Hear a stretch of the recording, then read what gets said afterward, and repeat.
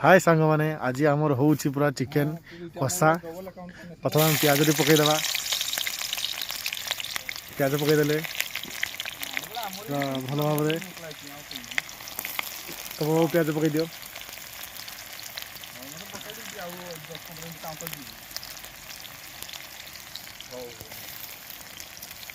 आमर बर्तमान प्याज पड़ा प्याज को आम हल्का हल्का चलवा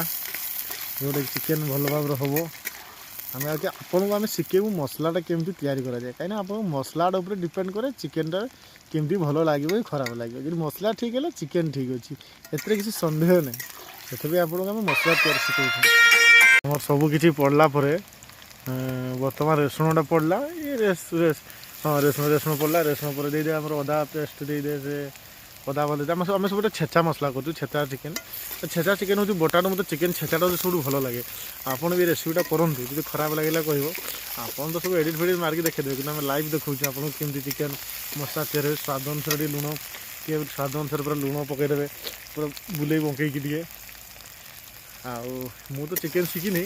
कितु आमको चिकेन मत रोसे शिखा जहाँ चिकेन शिखबार अच्छी कंटाक्ट करेंगे तप बाबू टे कहीं बेसी नहीं फीटा के नौ 50 टका 50 टका ने बेसी ने नहीं आदि सब सामग्री जोगाइवाई ने दीत बाबू अच्छा से 100 टका ने बेसी नहीं सब मसला रेडी है ये मसला भाजी गलानी मसला भाजी भाजी सारा किसी टाइम लगे भाजवाई दियो भाजवाई कि समय भाजी हो सारा मसलाटी पूरा परफेक्ट भाजला इना कौन कहल प्याज ये जोटे दीते पड़ो छाड़ साइड कर दे प्याज ब्लड लगला चलो चिकेन पका दे भल भाव मसला टी मोर सिंगसांग सिंगसांग कलापर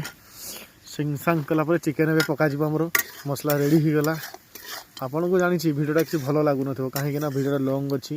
मुझे एडिट कौन मारी स्पष्ट भाव में भिडियो देखी केमती कौन हम आमर चिकेन पड़ी चिकेन पड़ू दीत बाबू चिकेन पकाउं जी कि आम सप्लायर चिकेन गोड़ पड़ा चिकेन पड़ा ये हूँ गोटा मसलार रेसिपीटा हूँ बहुत बढ़िया लगे आपड़ कर खातु जी खराब लगे मत गाड़ी करेंगे भिडियो मुझे ग्यारंटी दे कौन आपको कहीं या मसला पड़नी पड़ो कहीं जो गुंडी मसला सब अच्छी हलदी अच्छी हलदी पर आपंकर अच्छी जीरा गुंडी अच्छी चिकेन मसला अच्छी ये सब धनिया गुंडी सब अच्छी ये सब पड़नी पड़ो कहीं आम यहाँ आपन को शिखाऊ ये टेस्ट आप भी आप यूट्यूबर के रोसे शिखे थे आम जो प्रोसेसटा शिखाऊ।